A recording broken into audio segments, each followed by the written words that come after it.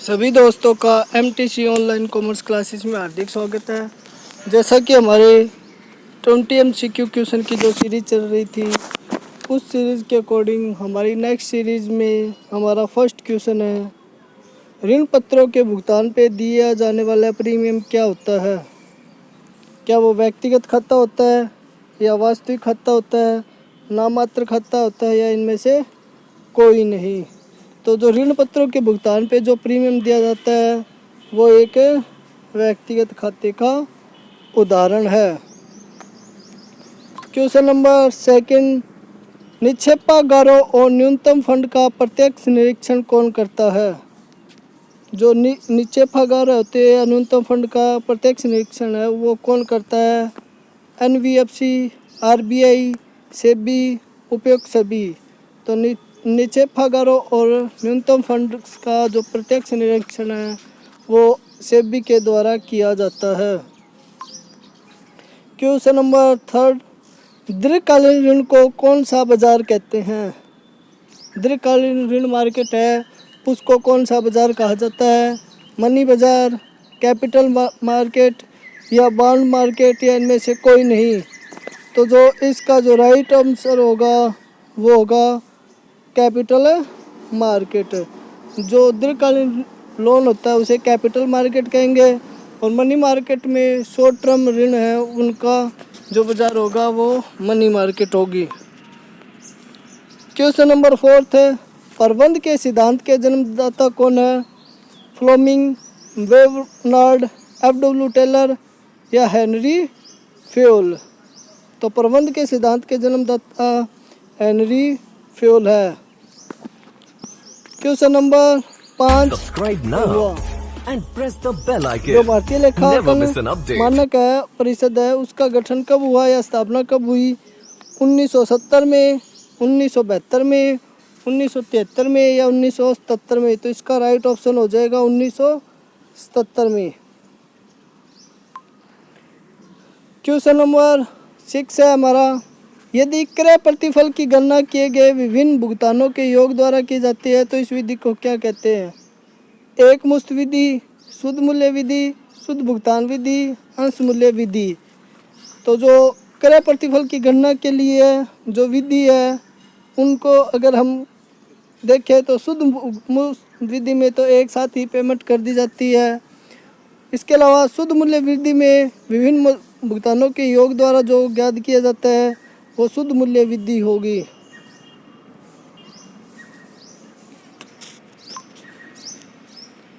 एक चर जैसे कि क्रिया जिसके द्वारा निर्धारित समय में लागत होती है उसे क्या कहते हैं? लागत चालक, लागत व्यवहार, लागत केंद्र या इनमें से कोई नहीं? तो जो एक चर जैसी कि क्रिया जिसके द्वारा निर्धारित समय में लागत होती है उसे लागत चालक कहा जाता है। तो इसका राइट ऑप्शन ए हो जाएगा। क्वेश्चन नंबर 8, भारत सरकार ने संसद में प्रबंध में कर्मचारियों की भागीदारी का बिल कब प्रेषित किया? प्रबंध में जो कर्मचारियों की है भागीदारी हो, इसके लिए जो बिल है वो कब पारित किया था भारत सरकार ने?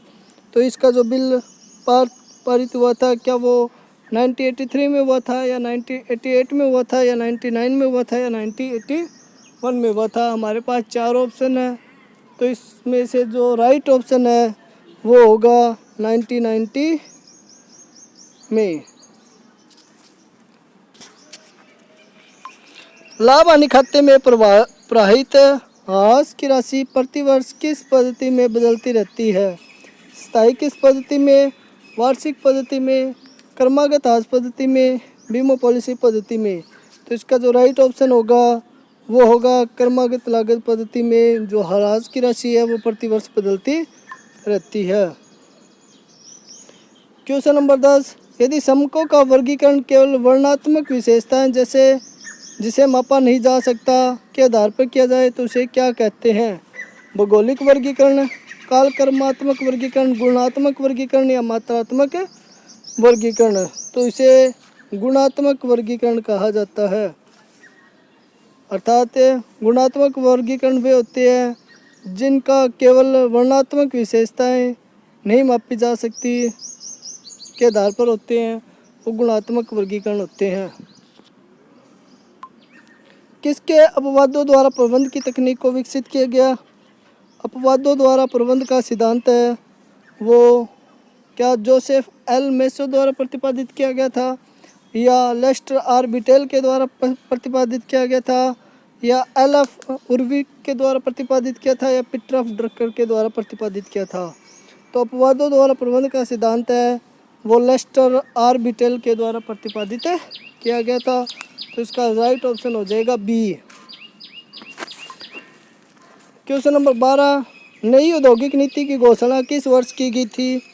1997, 1951, 1991 या 1998?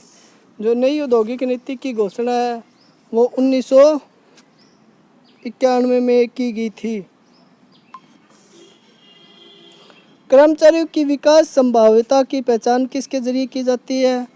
कार्य संवर्धन के द्वारा, कार्य मूल्यांकन के द्वारा, ये कार्य मूल्यांकन केंद्र के द्वारा, या पदस्थिति का विवरण द्वारा? तो कर्मचारियों की विकास संभाव्यता की पहचान है वो कार्य मूल्यांकन के द्वारा की जाती है।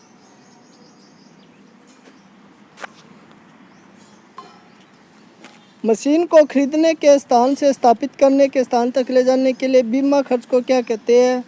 पूंजी खर्च कहते हैं, या आगम खर्च कहते हैं, या स्थगित आगम खर्च कहते हैं, या उपयुक्त में से कोई नहीं? तो ऐसे व्यय को जो व्यय कहा जाता है वो पूंजी खर्च कहलाता है। जो मशीन को खरीदने से उसके स्थान तक ले जाने का जो व्यय होता है वो पूंजी खर्च होता है। क्वेश्चन नंबर 15, कौन सी पद्धति मुद्रा का समय मूल्य पर विचार नहीं करती? अर्थात कौन सी पद्धति में मुद्रा का जो समय मूल्य है उस पर कोई भी ध्यान नहीं दिया जाता? शुद्ध वर्तमान मूल्य, आंतरिक प्रत्यय दर, औसत प्रत्यय दर, या लाभ सूचकांक? तो इसका जो राइट ऑप्शन है वो औसत प्रत्यय दर होगी। उसमें मुद्रा का समय मूल्य पर ध्यान नहीं दिया जाता। क्वेश्चन नंबर 16, प्रतियोगी की योजना को मद्देनजर रखते हुए अपनाई योजना क्या कहलाती है? मद्देनजर रखते हुए अपनाई योजना क्या कहलाती है? नीति, क्रियाविधि, व्यूह रचना, या गुप्त योजना? तो जो प्रतियोगी है उसकी योजना को मद्देनजर रखते हुए अपनाई गई क्रिया को हम व्यूह रचना अर्थात स्ट्रैटेजी कहते हैं। क्वेश्चन नंबर 17, विपणन मिश्रण अभिव्यक्ति का सर्जन किसने किया? विपणन मिश्रण अभिव्यक्ति का सर्जन है क्या वो हेनरी फ्योल ने किया, या जेम्स कुलिटन ने किया, या पीटर एफ ड्रकर ने किया, या अब्राहम मास्लो ने किया? विपणन मिश्रण की अभिव्यक्ति का सर्जन करने वाले जेम्स कुलिटन थे। जेम्स कुलिटन। क्वेश्चन नंबर 18, प्रबंध में मानव संबंध दृष्टिकोण किस विचार से संबंधित है? अब्राहम मास्लो से, पीटर ऑफ ड्रकर से, एल्टन मायो से, हेज़बर्ग से?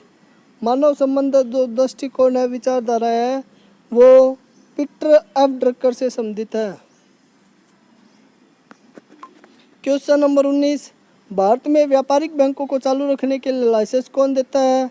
भारत सरकार देती है, या वित्त मंत्रालय देता है, रिजर्व बैंक ऑफ इंडिया देता है, या बैंकिंग कंपनी विनिमय अधिनियम 1992 देता है? तो इसका जो राइट ऑप्शन होगा वो सी होगा। आरबी इसके लिए अर्थात रिजर्व बैंक ऑफ इंडिया इसके लिए लाइसेंस देता है। राज्य अथवा केंद्र के अधीन प्रतिष्ठानों को क्या कहते हैं? प्राइवेट निजी क्षेत्र, या सार्वजनिक क्षेत्र, या संयुक्त क्षेत्र, या सहकारी क्षेत्र? जो राज्य अथवा केंद्र के अधीन जो प्रतिष्ठान होते हैं या जो भी क्षेत्र होते हैं तो उनको सार्वजनिक क्षेत्र कहा जाता है। तो इसका ऑप्शन बी राइट होगा। थैंक यू दोस्तों।